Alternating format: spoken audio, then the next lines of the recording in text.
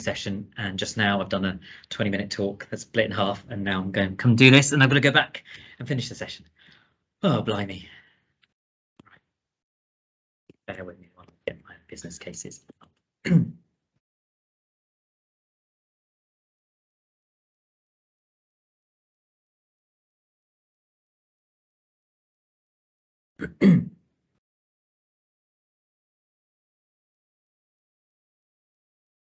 So what I'm going to ask while waiting for people to join is, what's everybody's experience of business cases? Does people have lots of experience, little experience? Are we completely new to the whole thing, or where are people coming from? 0, okay.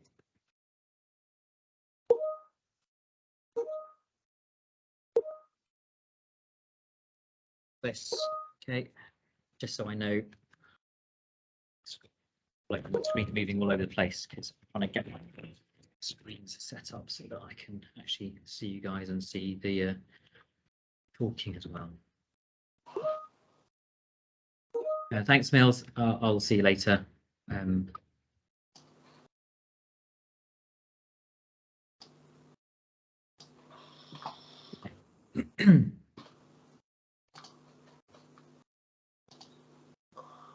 So what I'm going to start. Okay. So some people are.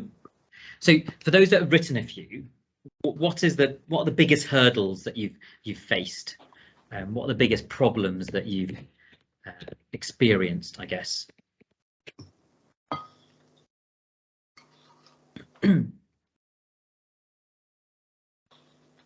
Whilst I'd love to keep talking, sometimes it's best to get you to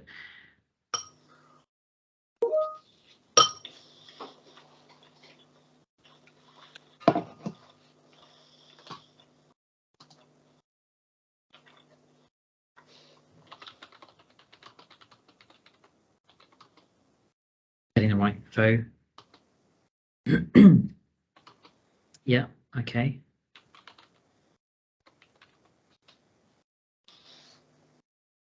So yeah, I'll try and go through project managing business case. I will go through the kind of the components of it and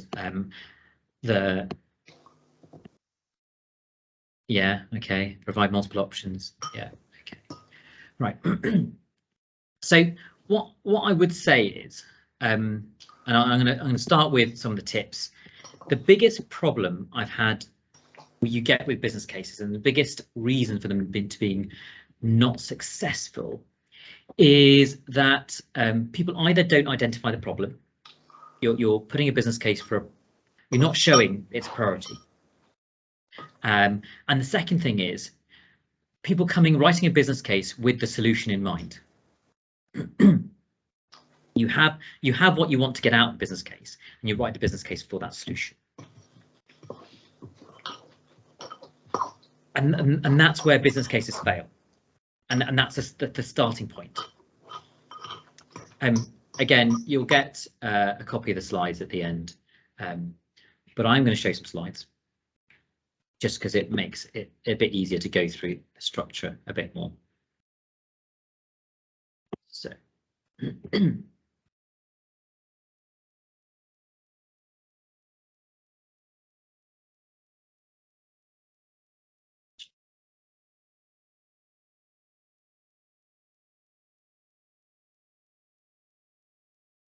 screen.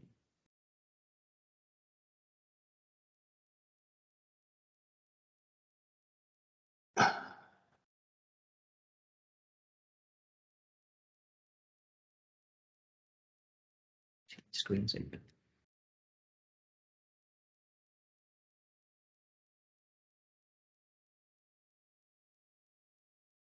I have a feeling sharing is not allowed. Okay, let's while I'm trying to figure out this, what do you think is the purpose of a business case, and what kind of things do you need to go in it? So you can shout it out, or you can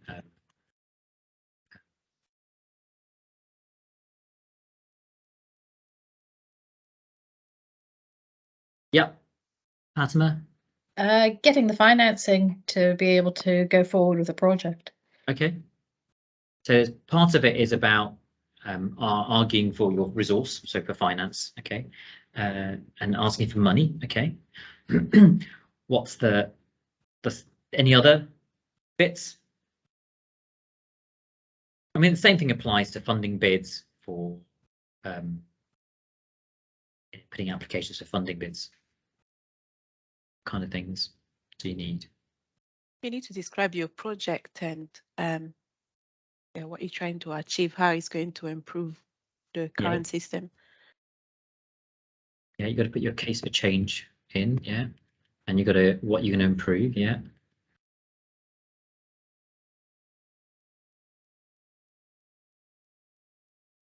Teams is playing up no end.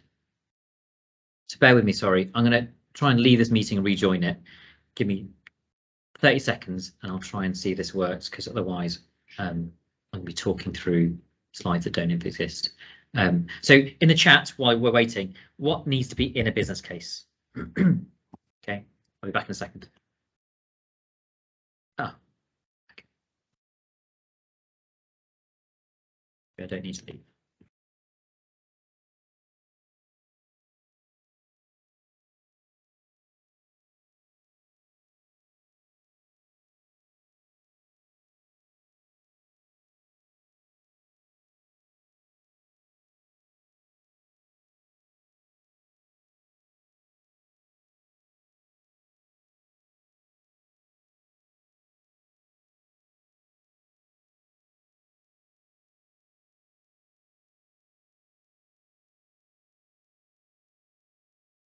Right, can you see my slides now? That's probably the next big question. Yep. Right, thank you.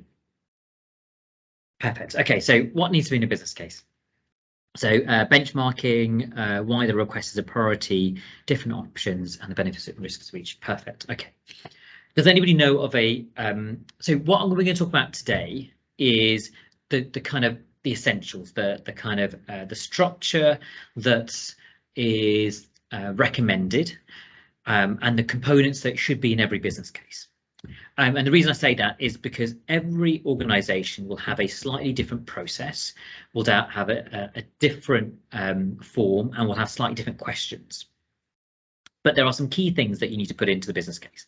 Now, what I'm going to do is base this on something called the 5-case model. Now, the 5-case model is something that's been in existence for about 20 years, and it is the recommended. Apologies, there's a fire alarm test going on. It is the recommend. Switch my microphone off. Okay, that's fine. It is the recommended way in which business cases should be done in the public sector. Okay, and so these are the components that comprise it. Okay, so we've done what is a business case. It's important to understand what the process is in your own organisations. I'm really sorry about this. I mean, it's a random hotel in London. So understand the process. What is the process within your own organisation? It often requires you to go within your directorate, CMG, whatever you want to call them. It may need to go to a particular committee in your organisation. It may be that you need to pitch it to the commissioners, and that may be the better option. Okay, it depends on what it is you're looking for in your business case. So it's important to understand the process and different, and you probably need to get an idea early on of how much it's going to cost. And that's because there's various thresholds above which, so up to a certain amount it can be done within your directorate. Above a certain amount it has to go to a particular committee within the trust. Above an even more amount has to go to the ICB. Above another amount it has to go to NHS England. So and it varies between organisations. So understanding the process is probably the first big thing. The components of the business case are the who, where, who, what, how, where, why, when, all the kind of the questions that you may want to ask. And that's very easy to say, but you don't know how much detail, you don't know the context you need to put it in. So this is where the structure comes in. We have the 5-case model. we have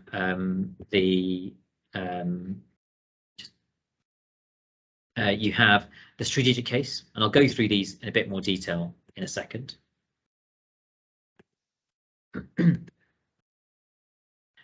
You have the economic case. You have the commercial case. You have the financial case, and you have the management case. Now, there is a slide at the end which kind of gives you a bit more summary of what goes into each of these scenarios.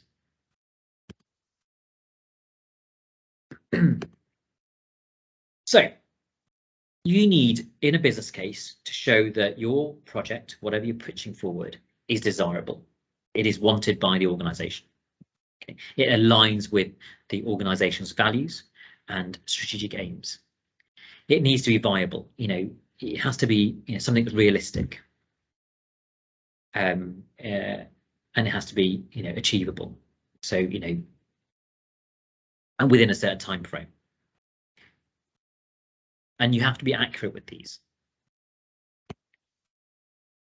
There are two drivers of business case, generally.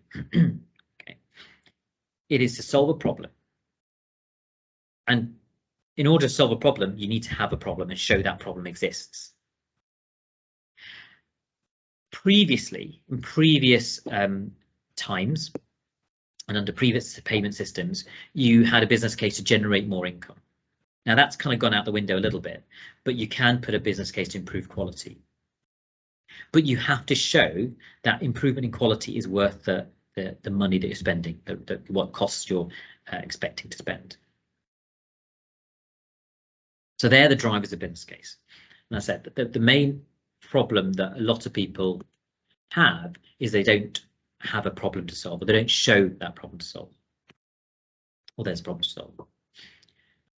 And again, I'm going to go back to the value equation, and you have to show that the quality is worth the costs, and that's both the capital costs and the revenue costs. Okay. So this is the key components. I'm going to go through them in a bit. Again, I'll bring this slide up at the end, and we're going to go through it in a bit more detail. So I'm going to take the strategic case. I can see people struggling, but we're going to take the strategic case in a second. Now, what you'll find is, depending on the size of your business case, you might have to do it in stages. So you might have to do an initial form, which needs to be improved, that needs to be kind of done just to make sure that you aren't going to affect negatively the key KPIs that your organization has, whether it be the 18-week wait, the 52-week, the 4-hour target, whatever it is. You're normally, an acute organization, or you might have some key KPIs, okay, and you have to then make sure before you even start filling the form, that normally the first page is it going to negatively impact any of these? And if it is, then you probably need to then have a look at your actual business case, because it won't get going. Most business cases that we're talking about at this level are relatively small, and is done in one process. It's one form you fill in, okay, or one document that you produce. If you are looking at bigger business cases, it may be done in a staged way, and these are the stages. So strictly speaking, the full business case process is a strategic outline case, okay, where you kind of get to a point where you put your case for change and your preferred way forward, and then you get your outline business case. And once you've got your outline business case approved, then you're pretty much going ahead with the project. The full business case is much more about the other reason for putting forward a business case, and it's for the bigger projects, and it's to show the thought process behind the business, the project, and to make sure that all the I's have been dotted and the T's have been crossed. Essentially, once you get to full business case level, and if in this 3-stage process, you've pretty much achieved. Now, in some organizations, you go straight to the full business case, and that's for much smaller projects with smaller amounts of money involved. Okay. I'm giving you a context because, again, different people will have different sizes of business cases that they're talking about. So this is a broad context. So strategic context case. So you're trying to put in why you need your business case and how it aligns with the organization's aims and objectives. So if your organization has a strategy, you've got to, one of the first few lines in your business case is got to be selling how it fits with the organization's aims and ambitions. Okay. Because that's going to be key. If it doesn't fit in with it, then it's not going to be it's not going to be prioritized. Unless it's, you know, going to save a load of money.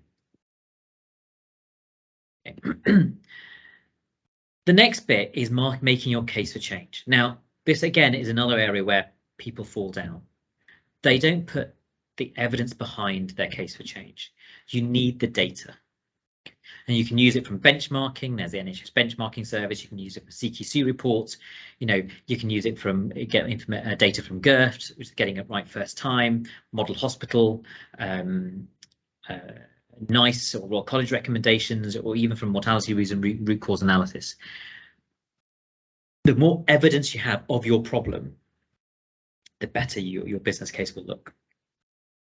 Okay, so it's really important that you have a case for change. Why is it that this business case should be prioritized? What is the problem you're trying to solve, and why is it a problem?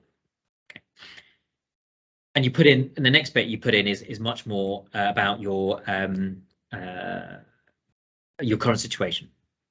Now, this is a slightly old graph. As I'm an anaesthetist, so this is to do with anesthetics.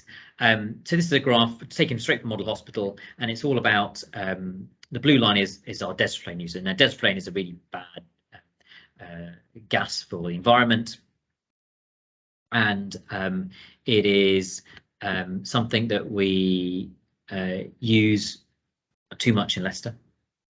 And this is from Model Hospital, and this is an argument for I can use this graph to say that we are way above the national average. There's actually a clause in the NHS standard contract that says we need to be by less than 10% by April 2022, 5% by April 2023. So you can use that to kind of say, look, this is a problem, we need to improve, and then you can justify whatever you want to try and justify it.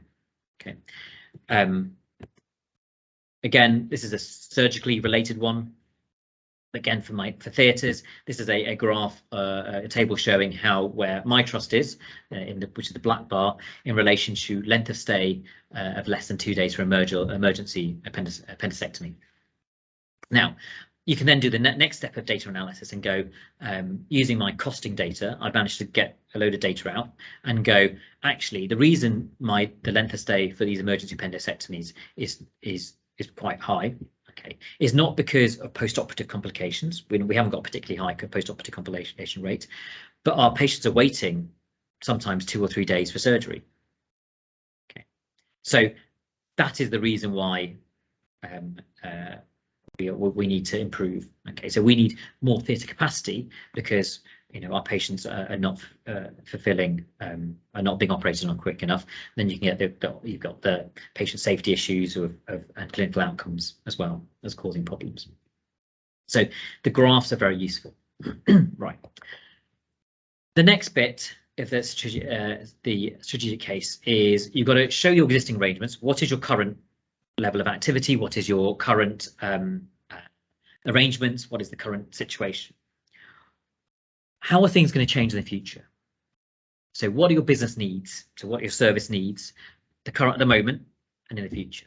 So if you think your service is going to change, you know, by 2%, say, you know, our region, you know, for maternity, for example, you know, our cesarean section rate's been going up, you know, 2-3% a year, and we can predict it's probably going to go up even more than that in the next 3 to 4 years. And you've got to put that into your business case when you're trying to plan your level of activity and what you're going to try and achieve. Okay, so what's your business needs for the current and future? What is a potential scope of your business case? Now, you know, I can improve my theatre capacity by building a whole new theatre complex. Now, I could build a whole new building. Now, that's a much bigger business case, and that probably is outside the scope of what I can achieve with my business case that I'm trying to put in for solving that appendectomy problem. Okay. Okay, that's not the best option. Is not going to be building a whole load of new set of theatres. So what is the scope? What's going to limit what you can do? You get benefits. You have to show there's benefit. You get disbenefits, so things that are definitely going to happen that are not wanted. And you get risks, which are things that potentially might happen. So on one of these previous sessions, so in the past, I've done kind of small group business case kind of pitch ideas. So people have pitched ideas to me and we've talked through them. Somebody pitched an idea of using a particular, as radiologist, a different type of way of doing breast cancer screenings. And it involved putting a cannula and injecting some dye in of some sort. And that's great. It had improved the accuracy, you know, you get much more definitive outcomes. The problem was that it meant that your throughput through a session was going to be fewer patients, and that would then have a negative impact on your 2-week wait potentially. Okay. So unless you increase your capacity to compensate, that would then be a disbenefit. It's not a risk because it's not a risk of it happening. It's a disbenefit because it is definitely not going to, it's going to impact on that. Okay, so benefits, disbenefits, risks. The constraints and dependencies are all to kind of what's going to limit what you can do. Now, for a lot of business cases, estates are going to limit what you can do. Okay, it's all very well saying I'm going to run I'm going to set up a new service that runs a clinic every week, every day of the week. Is there actual clinic space to do that? You know, have I got the capacity to do that? That's going to be a constraint. A dependency is where one business case approval is dependent on another business case approval.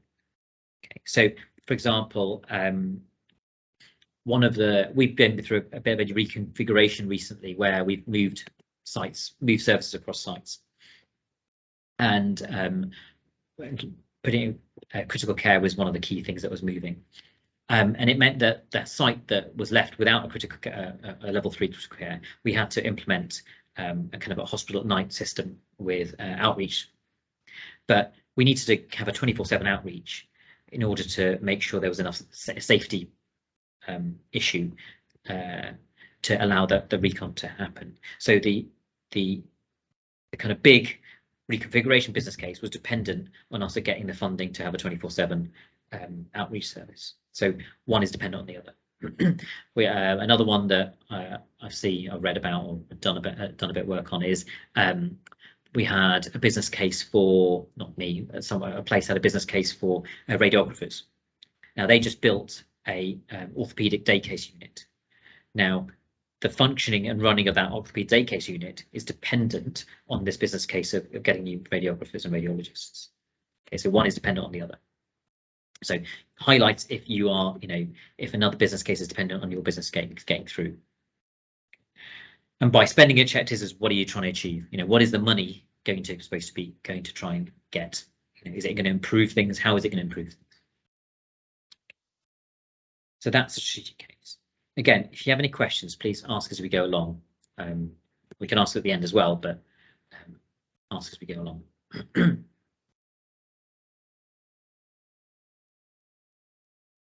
So it's all, you know, when you're talking about, I'm just going to talk about, you know, like I said, you know, demand and capacity modeling, you know, show your current needs, future needs, use that to influence your business case in a clear way. Does it make sense? Now, you know, you can say that things have increased by X amount over the last few years. It's probably going to increase at least that the next few years. This is what's taken off a business case I found on the internet. And this is an example of how you can use that increase in demand to show how your business case is going to work. So, you know, this is a radiology one where they say with this extra funding, we're going to be able to put X radiographers, we're going to be able to put X number of lists on, which means that we have this additional lists per year. And I put the grey bit in the funding bits, finance bit in grey, because depending on which payment system we're talking about, I wrote this originally when we were still on block contracts. It might be actually with the current tariff base that's going to come in that the forecast income is going to be useful.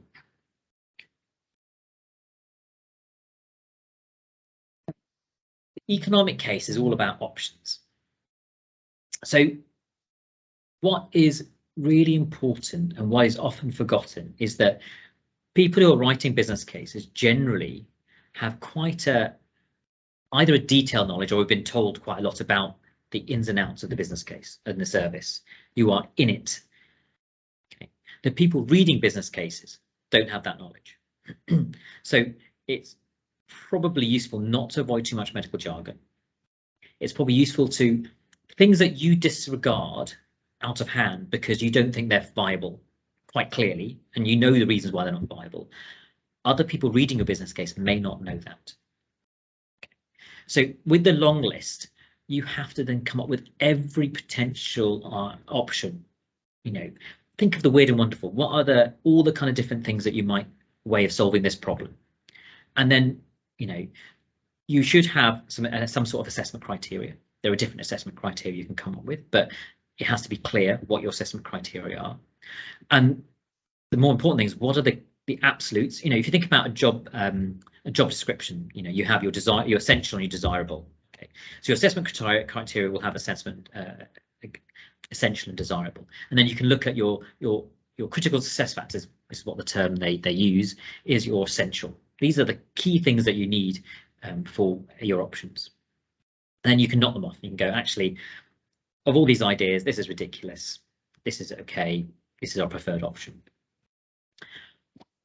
You need to be able to shortlist, you know, at least 3, you know, a kind of a maximum option, intermediate option, and a do nothing or do minimum option.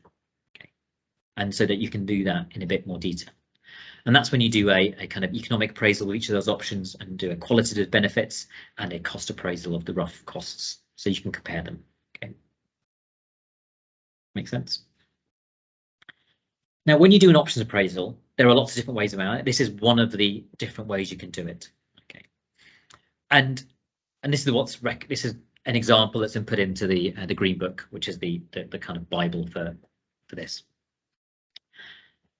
I use the example of HS2 just because it's quite generic and gives you an idea of how it might be implemented, and because we have such a wide variety of people on this call. So the scope. So the problem, okay, is we want to increase capacity on our rail networks between our major cities. That is the problem. Okay. So the scope. So what are the different options we have? So the different options we have, the minimum option would be to increase our capacity between London and Birmingham. Okay. The intermediate option is increasing our capacity between London, Birmingham, and the Northwest, our big hubs. So, you know, Manchester, Liverpool. The maximum option is to go between London, Birmingham, the Northwest, and the Northeast. That is our maximum. That's the ideal, because that covers all our major urban areas. Okay, the how is the minimum is to refurbish our existing rail network. The intermediate is using a mixture of refurbishing existing network and building new lines. And the maximum is building a whole new line. So yes, the recording and slides will be available. We'll get that sent them, and there is recording, or will be a recording on the YouTube channel. And there's already one on there if you want to. Can't wait that long. So yes, how building lines. So refurbishing existing lines, building a mixture of existing and building new lines, or building a whole new network. Okay. Who is, it can be a local contractors for each bit. You can have a national contractor for each bit, or you can have an international contractor. So, you know, a massive organization. Okay. So I know you can in the healthcare sector, it could be, you know, who's going to staff, you know, who's going to be involved in it. So say you want to set up a new service of providing you service. Are you going to have kind of band 5 nurses, band 6 nurses, band 7 nurses, band 8 nurses, junior doctors, consultants? Who's going to staff the service? What's your ideal? What combination would it be? Okay. When is how you're going to deliver it. Are you going to do, the minimum would be to do each section one by one. The intermediate would be to do 2 sections at the same time and then do a third, and the maximum would be to do all of it at the same time. And funding. So where's the funding going to come from? You know, where are you going to do this from? So in this example, it could be we're going to get our funding. The government's going to fund everything. Okay. Or it could be a combination of private sector funding and funding from raising ticket prices, or a mixture of that and government funding. The maximum is maybe all from raising ticket prices and factor and private funding. So there's different ways you can do it. Then what you do then is go, okay, based on our critical success factors, our central criteria, we kind of eliminate different options, okay, because they're not viable or not achievable or not desirable. And then you kind of have your, so you put those in red, they're your eliminated. You have your kind of feasible options in yellow, and then you have your, in your green is your preferred options. And you explain why you've done what you've done. So that's one way of doing an options appraisal. If you haven't got lots of options to think about to solve your problem. So that's how a lot of people have an issue where you have a solution, but you don't know how to generate lots of options. This is one of those ways. Okay. So we have strategic case. Is it needed? Why do we need to change? Risks, benefits, and you must show that there's improvement in quality. So that's the quality case, improvement in quality. Economic case. Is it value for money? You know, is it worth the increase in quality? What options have been considered and which option has been chosen and why? So hopefully we've covered that in a bit more detail. Okay. Now that is the bulk of the business case. They are the things that realistically are going to make or break your business case. That bit. The rest of it is a much more niche, much more specific. But it's worth making sure you factor it into your discussions. Okay. So procurement is really important. It's important that you get the procurement teams involved, because there are lots of, depending on how much, say you're buying kit, okay, there are lots of rules about how the procurement process has to work. You can't necessarily just choose, I want that one. There might be some sort of tendering requirement. You might have to have an evaluation process. There might be some sort of process that's required. Okay, so procurement's always very useful. And when you're looking at procurement and costs for procurement, it's thinking about whole life costs of something. Okay, and for that you need to think about what is the realistically, how long is this bit of kit going to last and be useful for? Now, I as a clinician like toys. I'm an anaesthetist, we like our toys, but I always want the next big thing. There's no point me signing up to buy something that's going to, you know, on a 10-year contract when I know in 4 or 5 years there's going to be something better and I want that one. So how long is it going to be before it becomes obsolete? When you think about buying something, there's 2 things. There's the upfront costs, how much it's going to cost you to start with, and how much it's going to, the ongoing costs. You know, are there consumables involved? So, for example, and I try and give you examples, but again, all going to be anaesthetic based. We have something that we use, a fibre optic bronchoscope or endoscope that looks down airways. We use to intubate people. Okay, sometimes. Now it comes in 2 bits. There's the screens and there's the actual scope, which is a disposable bit. One company might go, we'll give you the screens for free, but the scopes themselves cost £250 per scope. Okay. Another company might go, the screens cost £50 or £100 each, and the scopes are only £100 each. Okay. Now, what you need to work out then is how much are you realistically going to use those scopes? How, you know, in some situations they're used as backup. They're only for emergencies. They sit on in some place and are used in emergencies. So if you don't use them that much, it might work out cheaper to buy the screens up front and have and pay less. It might work out to have to get the screens free and pay more for the scopes because you're not going to use very many. But if you're using them a lot, it might work out cheaper to buy the screens and have a lower cost of the individual consumables. Does that make sense? So you have to work out over the time scale of the that you're going to use the kit,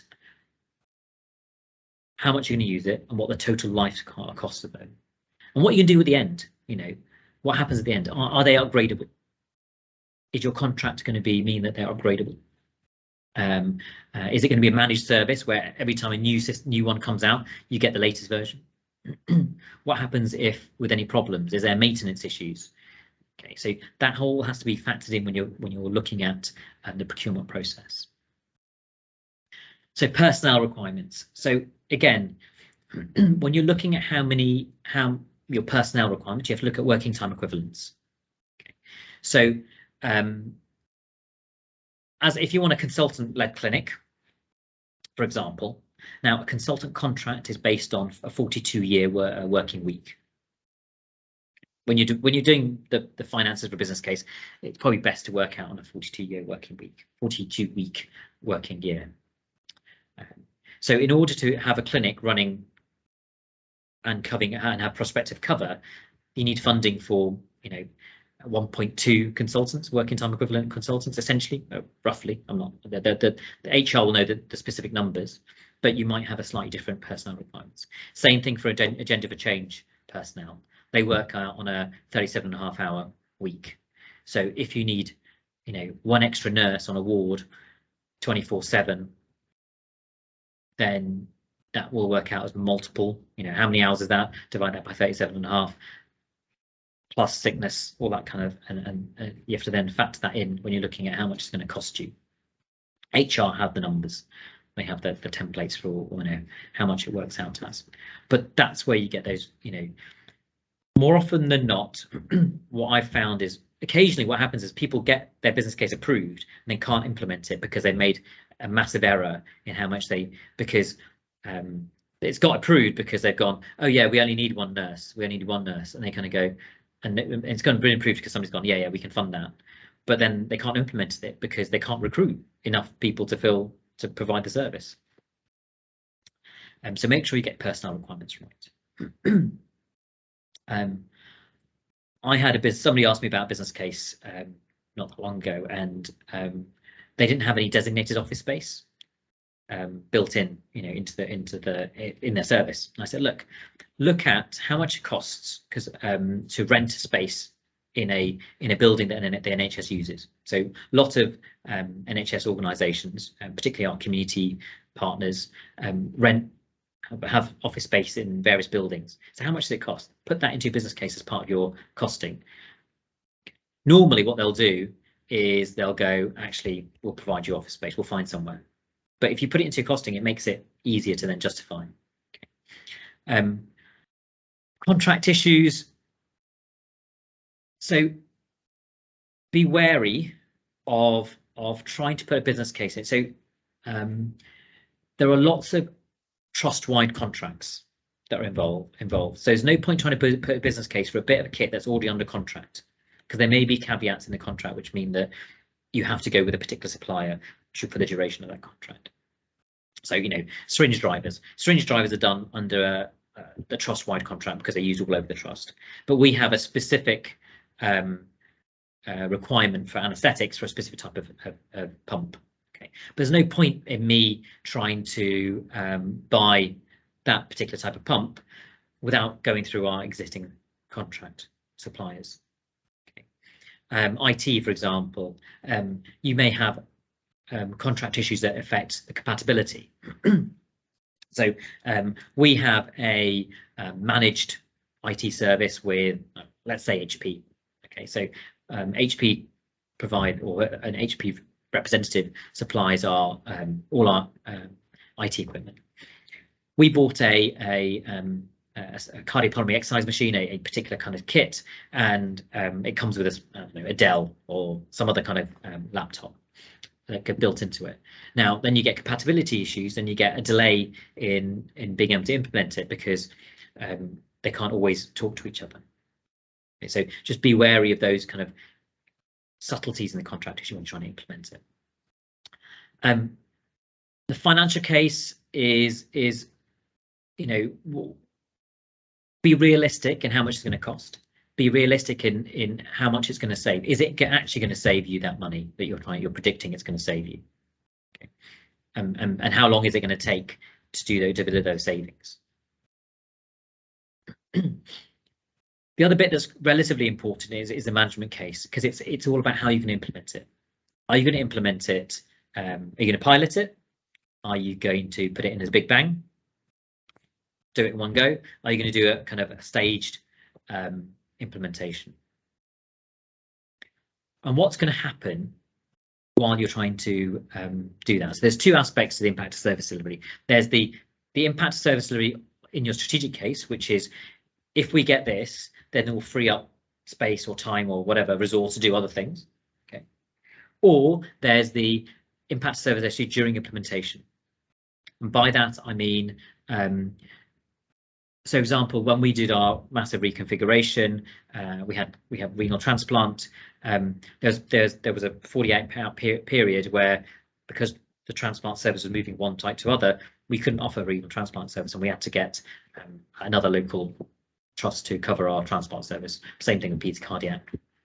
You might have something like that involved, depending on your situation. How is it going to impact the service delivery during the implementation process?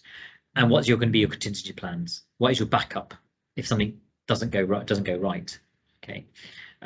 If, for example, you're building a whole new hospital and the contractor fails, or as happened in Glasgow, they built the hospital and it didn't pass its final checks. What's going to happen then? What is your backup? Are you going to just keep going as normal? Is that okay? Is that going to be safe? Or have you put all your eggs into one basket and you plan to move? And what would happen? So those kind of things are. The more of this you put in, the better it looks in terms of how well you've thought about the process. If you're reviewing a business case, if it looks like it's been well thought through and clear, and it has a good, you've shown the problem, you've shown how that you've gone through the options to solve the problem, you come up with a preferred idea, and you've got a method of delivering it, you're much more likely to get it improved. Other kind of tips is present your ideas before you submit the business case. Get all the people involved in writing the business case, because you don't want people to put up barriers. So the more people you get supporting the business case, the better. Okay, so think about all the people that might be affected by the business case, get them on board, incorporate their suggestions. It's always useful to get somebody who's on the panel that's going to be looking at the business case on your side to champion it.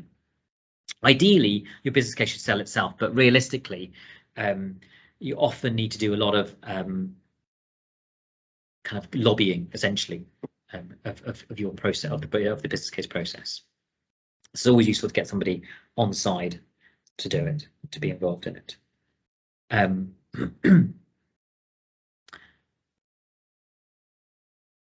Make sure you get your finance teams involved. I'm going to miss that for a second. Timing is important. Okay, so there are often pots of underspent money towards the end of the financial year. Okay, so if you've got a small business case, you might find it more useful to go, and it varies between year to year and organisation to organisation, that there may be more benefit towards the end of the financial year. About now, essentially, they kind of, last year we had some money for sustainability projects because there was a bit of a surplus in a particular pot, so I managed to put a bid in for some more pumps. Okay, but the timeframes can be quite tight, so you need to be able to enact those businesses quite quickly, those small business cases. For new services, you may want to start funding from the start of the financial year, because you can build it into your baseline. And discussions can start in the previous November time, okay, for what your baseline is going to be. Look at appropriate sources of funding. There might be some digital transformation funds. There might be some education funds. You know, different pots. People have there's different pots of money. Target the right pot of money. You might find, and this may change with the new commissioning changes, but you might find that your business case is more appropriate for specialised funding rather than system funding. Okay, depending on who's going to benefit the most. And then the other thing to do is combine with a larger business case. So if you've got a massive business case that's going through, albeit slowly, you're more likely to get those that are a business case that's getting through, that the trust are putting through, and just you putting your requirements on top of that might be more beneficial. That makes sense. So very briefly, as we come towards the end, these are some poor business case examples. Okay, so don't put graphs in that don't mean anything. So ideally, pictures are supposed to take away or reduce the need for text. Now, something like this doesn't mean anything. I don't know what that timeline is. I don't know whether perioperative care impact is a good thing or a bad thing. It doesn't tell me enough because it's not a known metric. Okay, so that's a particularly bad example. The ideal business case there's a clear problem being addressed or intended benefit is evident. All potential options should have been considered, and there should be a comprehensive rationale for the preferred option. Okay, ideally, all the effective stakeholders or people that you might want to need to be affected by it should be consulted and be part of the process, because they're going to support it and give you less barriers. It demonstrates value, so it has improvement in quality and it's worth the cost. It has a feasible implementation plan. You've got some contingency factored into the business case, and you've got realistic timeframes. By that, I mean, okay, if you're trying to recruit somebody to post, put the fact that the recruitment might take X number of weeks. A consultant job takes months just to be able before you can even put it out to advert, and then by the time you put it out for advert, the interview process, and then the notice period. There might be, if it's somebody finishing, they can interview from 6 months before they finish. So that consultant may not be in post for 9 months from when you had the first idea of putting that business case in. So have realistic timelines and realistic timeframes for your business cases. So that is business cases in a nutshell. This is slightly out of date, but essentially there are various oversight metrics available. You can Google NHS oversight metrics, and increasingly now there's going to be system oversight frameworks which have the metrics that are important to you, to your organisation, and the ICB, and then you'll get this sent out. But this is the Treasury Green Book resources, which basically covers what I'm saying, and it is it has some templates in and some other ideas for public sector business cases. Now, public sector business cases are a broad category, and it could be all kinds of things. So it's not specific to the NHS. Often goes into way too much detail and way too much things.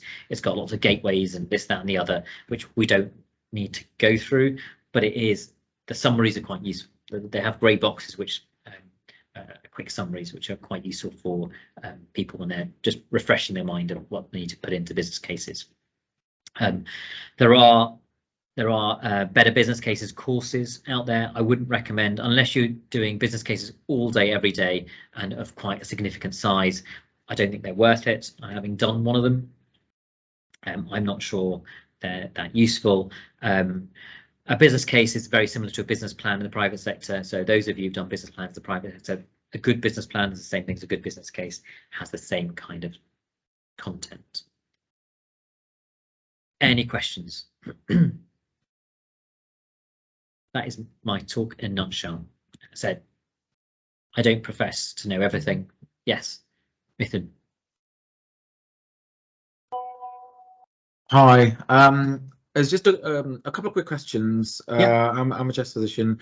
One of the also one thing was about I found this when we were putting through a business case for 2 extra consultants, so like a workforce business case, and it went through 8 iterations, versions, back and forth with business development back to clinical, business development back to clinical, that sort of stuff. So any tips on trying to kind of see how we can reduce some of this back and forth? And secondly, one of the reasons why it went back and forth was sort of a question on the number of what we want to do with this. So it was either 2 consultants or 3 consultants. Basically, we put in all the activity that we needed to do, extra GERF recommendations, yada yada, all of those things, and it came out to that, oh, you need, I don't know, 2.7 more consultants. And then nobody could really give me the answer as to do you over egg or under egg, because obviously if you over egg, you're not going to get it because it's more money. Under egg means that you're willingly saying you will not be able to achieve what you want to achieve. Yeah. So any tips on that? That's my first question. I'll let you answer that. So I think with that, if you're going to over egg, what is that? Ideally what you want to say is, okay, we need 2.7 to do what we're currently doing, but our needs are going to expand. And what else is that 0.3 going to deliver? So have an idea of what else you could deliver with that 0.3, because there's always kind of other things you could do with that 0.3. And if you can show that actually that extra 0.3 will give you more capacity, it can reduce your spend. It may, in certain circumstances, depending on how your on-call rotas work, is it going to help you plan for the aging clinician? People can come off on-call rotas and do more other types of work out of weekend work. There's lots of ways of selling that 0.3 as adding extra resource, and you have to sell it. You can't say, well, yeah, we'll just 1.3 because it's just there. They're not going to give you just the freebie. But if you can show what that 0.3 is going to deliver on top of, so say you can't, because they'll say you can have 3 consultants, but one's going to be part-time. That's the other way of doing it. Offer it as a part-time job. That's how I would, if you couldn't tell me what that 0.3 was going to say, I would say you can have 2 full-time consultants and 1 part-time consultant. That's how I would say. If you want to do part-time consultant, I know colleagues that do split jobs. maybe ITU or another service wants a bit of an allergy clinic, or an ITU consultant wants to do 0.3 or 0.5 of ITU and 0.5 of respiratory. You need to show what you're going to do with that 0.3. Nobody's going to give you 0.3 for free. Yeah.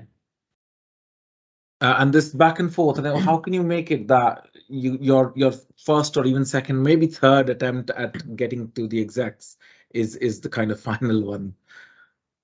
So starting with a good point. So you need to, as I said, the most common reason for business cases failing is you start with with what your solution is without having a problem to solve. Okay.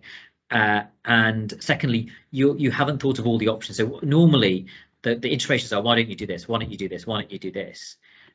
And if you thought about that initially, then you can solve all of that problem. So things that you dismiss out of hand because you think are no-brainers, it's not achievable, they'll go because the execs won't understand the intricacies of your service. They'll go, well, why can't we do it this way? So if you go and think outside the box and think of all the potential options and rationale why that's not an option, then they'll go, okay, this has been well thought through. They've thought about all the potential options and they've kind of got a rationale for why you can't do them. And then the other thing is, don't let it go to committee. Just speak to them. Speak to one of them or 1 or 2 of them that might have a particular interest in it, and get, look, I've got this business case. This is the kind of things we're talking about. What do you think? Do you think it's, then it stops it having to wait. You wait for the month for the next committee meeting before coming back to that committee meeting. Then, and it takes 6 months to deliver this business case. Yeah. You can shorten that by just getting an idea. So like a dry run with, just a dry run with 1 or 2 people. Send it. What do you think? Is there, and they won't read the whole business case, but you might at least get the summary, and you can go, what would be your issues? What would be your comments on this particular thing? What would you want to see in it? And then you can write the business case. Thanks. Other questions, very brief. When you're including kind of an options analysis within the business case, how useful is it to always include a if you don't do this at all option? You have to include a if you don't do anything at all, or this is the minimum we need. Otherwise, they'll go, what's the issue with the status quo? What's going to happen if we say no to your business case? And you need to show that actually things are going to get worse. The services are going to suffer. Patients are going to pay at risk. Whatever. You need to show you have to, the doing nothing or do minimum option has to be in there and has to be appraised economically and qualitatively from a quality point of view. Thanks. Okay. So the standard offer I say on any of these talks is that I'm happy to look at business cases. I'm not going to be able to give you detailed analysis of them, but I'm happy to give you tips on your business cases if you were willing to send them to me. You've got my email addresses from this morning. I'm happy to look at them and give you a quick some feedback and see how you might improve it. But otherwise, any other questions?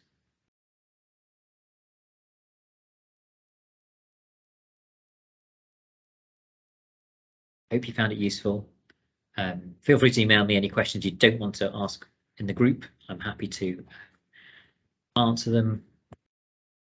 If I can get the chat thing to work, it's ak@clinical.finance. I had one question, which I posted earlier, but I don't think the other presenter had a chance to respond to. But it was just about IT and improving IT and how, you know, each individual trust sort of seems to have a different IT policy or set of systems, and it's you know, slightly linked to business cases. If you want to bring, say for example, I know some trusts have brought in Epic, which is this new IT system, and others haven't because it's so expensive. Surely I would have thought there should be a drive nationally to sort of standardize what we're using so that we can communicate better between trusts, and is it something that you've come across in discussions, you know, nationally or locally? Oh, you're on mute. I can't. Sorry. IT is the bugbear of most trusts. Our IT, we have at the moment, we're trying to instill a nerve center, which is another less developed IT system than Epic and some of the other more expensive ones. And the reason we can implement that is because we're helping them build it. But it means that our IT is about 5 years behind a lot of other places. We realised that our infrastructure is massively, you know, underfunded. You know, we can.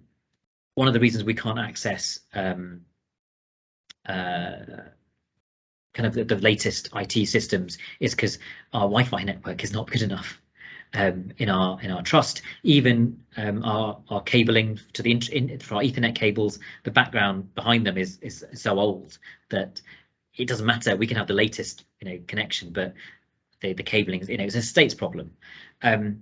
There's always talk about these national initiatives to improve our IT, but they are so expensive. There was talk when Matt Hancock was Secretary of State that they were going to have key features to allow interoperability between different software, so you can have a variety of softwares, but they could all talk to each other. That hasn't actually happened. We have NHS Digital, we've had NHS X, they've had all these things. I think that it's we had obviously a national IT project, which was billions of pounds down the drain because it was too big a project.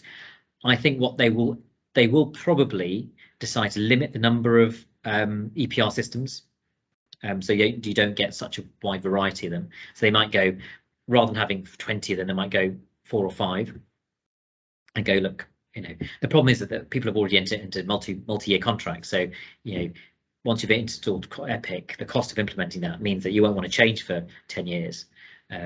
So it's going to be a gradual thing over the next 15, 20 years, I would have thought, because we need the infrastructure behind it to do that. And that's a massive investment that we don't have. I would love to be able to give you an answer. I can't sort out IT my own trust. It's a tough one. Thanks, Keeban. Thank you. Thanks. You'll get CPD certificates in your emails with the slides and all that kind of stuff. So you will get those. So yes. Thank you very much for your time. I hope you found it useful. Again, you'll be able to watch it back later on. If you have any questions, please email me.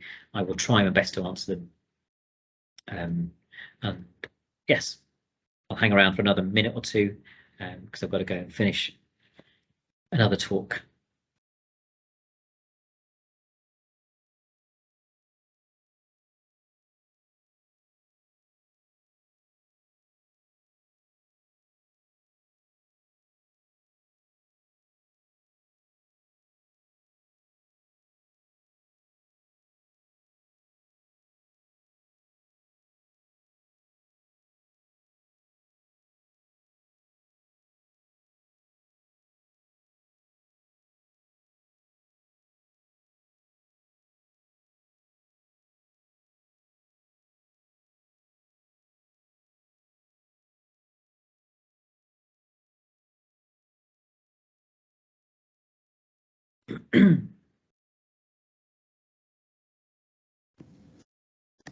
Keeban, is it for the next session? Is it just that one option? It's just the primary care function option. Yeah, all the others are recorded because of speaker availability.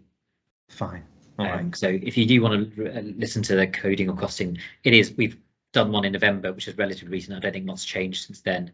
You can just log onto YouTube and watch it from there.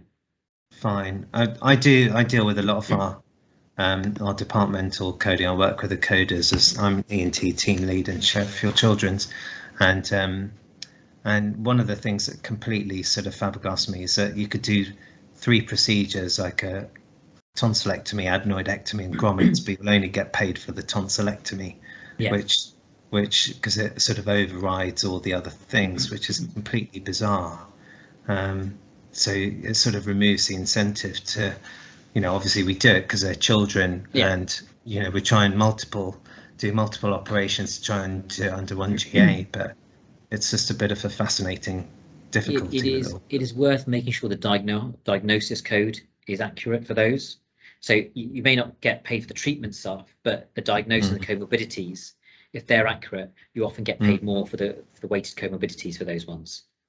Yeah, that's true. There's certainly a big drive for recognizing obesity, and we're trying to bring in sort of heighting and weighting everyone who's being listed, and we're about to start a trial. But it's important that when you document, not because in a lot of places, I don't know if your coders, our coders can't. I'm sure they can. Maybe ours have, because we've got a special agreement that they can code BMIs, and we have said that. But a lot of places they can't go ahead they can't code BMI 45 as morbidly obese. You have to actually physically write morbidly obese. So it's worth just making sure that all those things are being picked up on, and terminology, because one of the things that we had in our pain service was that they were writing something about a particular procedure, but it wasn't the right code for that particular procedure. No, they were doing something more important and a bigger procedure. So it's just making sure that all that is clearly documented.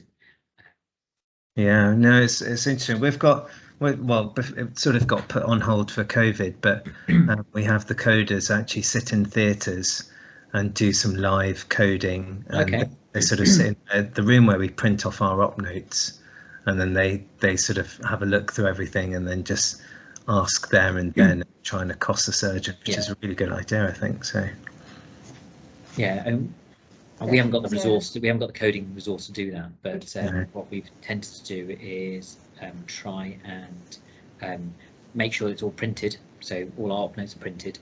And then one of the biggest issues we have is that day case procedures don't have, because the clerking is not as coherent and comprehensive, they often miss out on the comorbidities. So like cataracts and all these kind of things. So it is something that we're trying to work on, but it's a massive project. Yes, but there is a national program called Evo coming out where it's data driven quality improvement, and so it gives you more incentive to make sure you get your data right, because it can use that data to drive QI projects. So keep an ear out for that. It's probably coming out in late summer, where you do it's a structured program where organizations can there's different levels of help that one NHS Finance will give you, but essentially it's going to be you pick a speciality and you kind of do a deep dive into their data. You do the first step is then cleaning up the data, and then you look at the individual problems within that. So we would ask, say ENT, we'd ask all the people involved in the ENT, so your theatre staff, what are your biggest bugbears, what are your biggest issues, and then you try and use the data to identify the problems and then come up with solutions. So it's worked well in Nottingham and a few other places that have kind of piloted it in the past as a way of doing it, so as a way of linking in with your current QI and it incentivizes coding accurately as well. Yeah, it's really cool, isn't it? Yeah, that's brilliant. You know quite a lot. I'm very impressed by your sort of broad knowledge. Do you also sit on sort of panels with sort of NHS England level? No, I'm not. So whilst this thing is sponsored by NHS England, I'm not part of NHS England. I'm just a jobbing anaesthetist I'm the costing and coding lead for our trust. So I do a bit of knowledge from that, and then I've done various courses and looked at lots of business cases over the years. Yeah, good work. Well, thank you so much. All right, thank you. Take care.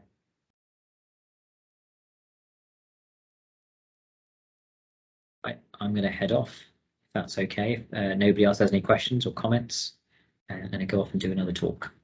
Thanks very much. Bye.